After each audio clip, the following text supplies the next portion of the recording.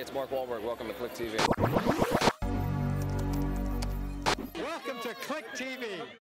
Hi, Adam. Welcome back to Ireland. You've been here many times before, I hear. I have. Yeah, I have some friends here. I always love visiting Dublin. But you're not going to get to do anything this time. Nothing. All interviews in the premiere. That's fun too, though, right? It is. It's great. Well, 10 years ago, Anchorman was actually your first feature film. I mean, can you describe how much you've learned, I suppose, in that time and how different maybe this experience was? Yeah, I mean, I think, comedically, I think we still have the same kind of sense of humor. Hopefully we've gotten a little more efficient as far as where we go with our improv. I think we waste a little less time. I can get to the meat of it a little bit quicker. Technically, certainly learned quite a bit. I mean, I've made a lot of movies since then, and I'm really starting to discover ways to get new kinds of laughs from film, which I really love doing. There's a sequence in the movie, a slow motion wreck in a Winnebago, that is something I don't think I would have done 3 or 4 movies ago. So yeah, there's definitely, hopefully, been some growth. So you feel like you've kind of learned how to do set pieces more, maybe from other kinds of genres that you've dipped into, like the other guys and things like that?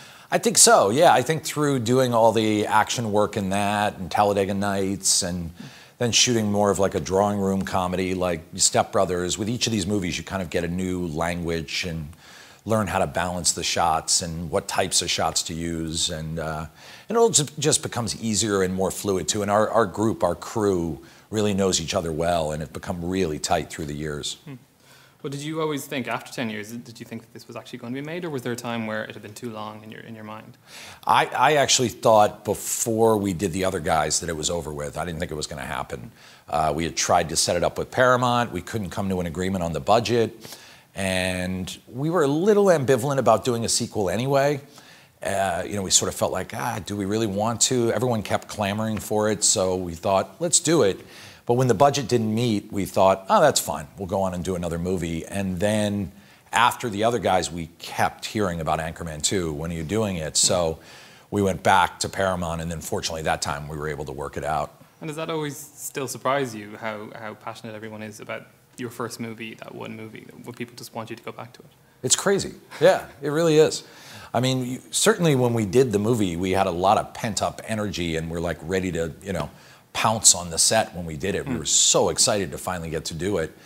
But I think it's a little bit like that first, song that a band writes. It's, in the garage, the kind of mangy 3-chord song. There's like something about that you just can't fake. And I think there's a rawness to that first movie, a kind of sincerity to it that really appeals to people. And hopefully we were able to dip back into it on this. I always say it's still a 3-chord song, only this time there's a little bit of orchestral work in the background. Well, the first movie was actually the lowest grossing movie in your career. I mean, it still made quite a bit for a comedy. Is that something, again, that surprises you, that that's the one that people wanted a sequel from? God, it's funny. In our experience, the stuff that's more personal tends to click over the long haul versus the stuff that makes the immediate splash. The other movie like that is Step Brothers, too. It was a movie we made that was pretty polarizing. Got 50-50 reviews. Some people hated it. Some people loved it. And it's interesting that Anchorman and Step Brothers are the two that I hear quoted the most. Certainly Talladega Nights and the other guys have a following, but those 2 movies I hear quoted all the time. And those were sort of the most polarizing when they first came out. So it does make sense. But it's sort of, I suppose, a DVD audience then, people who pick it up afterwards and sort of watch it over and over. Yeah, I think there's 2 different kinds of viewing experiences. I think there's the viewing experience where you go to the theater on a Friday night with all your friends, it's packed, it's opening weekend, and that's fun. But then I think there's the other experience of you live with a movie, you watch it, it's on cable. I'm sure you have movies like that. I've seen the movie, Tin Men by Barry Levinson like 50 times, and I've seen Children of Men like 25 times, and there's just certain movies I just watch over and over again. And I don't think you really know that until the movie finally gets released and is past its marketing sort of release. The best example is Office Space by Mike Judge, one of my all-time favorite comedies. Was a movie that did no business when it came out. Yeah. Idiocracy, his other one too, is really starting to grow in stature. Yeah, it's really funny. Yeah, nobody saw it. It didn't get released really at all. Yeah, basically, I think it was released in like 20 theaters. They dumped it. Didn't come out here. I was wondering that I did hear about a couple of other scripts ideas over the years. Did they completely fall by the wayside, or were they folded into this, or were there other concepts? We kicked around a lot of ideas. The one idea you probably heard about was that we were going to do it as a Broadway musical and then switch it off 6 months as a musical, go right to filming it. It was sort of inspired by the Marx Brothers, who used to tour their movies live and then go and film them once they had them all timed right and all the right jokes. The story, though, was always in the realm of 24-hour news. Initially, it was a little broader. It was about computers and 24-hour news, the first personal computers. And then we just basically ended up settling on 24-hour news. And there was so much meat to that subject and so much change happened in media in '79 and 1980 that we didn't really need to add much else besides, obviously, the personal relationships. It's a really strong story. I mean, the first Anchorman doesn't really have a massively important plot in some ways, we could say, being generous. But this time around, it's got things to say about news and media, and it has a couple of relationships in it that makes it a bit more interesting in some ways. Yeah, I mean, I was joking with Judd Apatow that basically it's like if James L. Brooks were 11 years old and into Minotaurs and Tridents, this is the movie he would have made. Sure. Like, it's kind of got that ensemble, like multiple story thing going on, but of course the movie's ridiculous. So, I was wondering when you write, how much of the script is actually on the page? Because you're obviously your entire crew is known for your improv. Do you actually write a sketch, or do you write the gags, or? Oh yeah, oh God, yeah. We rewrite the script many times and do multiple table reads. And our goal is by the time you hit the set, you have the strongest script possible. So you know you're going to at least get that, and that provides the safety net for the actors to be able to improvise. If they came in knowing that there was only a half-finished script or the script wasn't that good, there'd be too much pressure on the improv. So we want all the actors to walk on the set coming off a table read where it's just killed. And that's the best sign usually when you start filming and the actors are saying, do we even need to improvise? This is so good. And you're like, oh, no. And then you go and improvise. And you've done a huge amount of local promotions in Australia. You're doing them here in Ireland and the UK as well. Is that something that's very important to kind of connect with fans again after so long?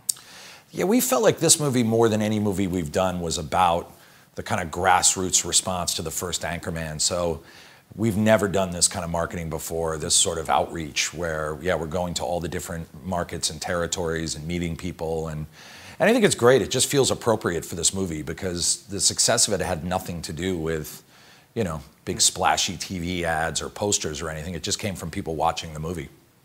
I wondered, one-liners in the first movie obviously became very important. There's many in this one as well. Was there one that you think might catch on with people? You never really know, I suppose. You never know. I mean, all I can tell you is the ones that we're quoting. And for some reason lately we've been quoting, I'm a big Ken Allenby guy. I don't know why. We've been quoting that. And then the other one is By the Hymen of Olivia Newton-John. We like that one quite a bit. Also just yelling, don't you get it? I'm blind. I like when Brick's talking about the shadow that follows him when it's dark, or when it's bright outside. Yeah. I thought that was really funny, but I don't know why. His name's Leon. Yeah. That's hilarious. Well, you're also quite famous for cut material, at least in the Anchorman movies. You've talked about doing an extended cut. Are you going to do a different plot again like you did last time, or is it just loads of different gags? We're actually replacing every single joke in the movie with a new joke. So it won't be a new plot. It'll be physically the same movie. But every single spoken joke in the movie will be replaced with an alt. So there'll be new riffs, new jokes, new scenes. But basically, when you watch the movie, every single time there's a joke, you will see something new, which I don't think's ever been done before. But we did so much improv on this, we're able to pull it off. And is that you push things into the R-rated territory a bit as well with that other version? Oh, absolutely. Yeah, it won't be rated at all. So, although we don't get that dirty. I mean, but if you can, why not? Yeah, exactly. Well, I wondered, I mean, you've obviously been very successful in the comedy sphere. Would you want to work in a different genre? Would you have a different kind of project you'd like to make? Something more scripted, I suppose? Yeah, I mean, I think I'll always use improv to some degree, even if I did something more dramatic or more action-oriented. I'm playing around with a script by Jesse Armstrong, who wrote In the Loop, about a political operative in the States named Lee Atwater, this kind of legendary guy. It's funny, but it's also pretty serious, and that's a script I would really love to make. And I'm also talking to Will Smith about doing a remake of Uptown Saturday Night, which, once again, would be funny, but a little more action-oriented, a little more of a straight story to it. So I just love movies, so any chance to work on anything that's exciting to me, I would jump at. And my last one was, your Twitter handle is Ghost Panther, and I would like to know why. I like that you know my Twitter handle. I went to type my name in, and someone else had my name. Oh. And I thought, well, what kind of unique name can I give myself? And I have a picture on my office wall of a panther in shadows. And I just looked at it and was like, Ghost Panther. Cool. It's a really good handle. Thanks very much. Great talking with you.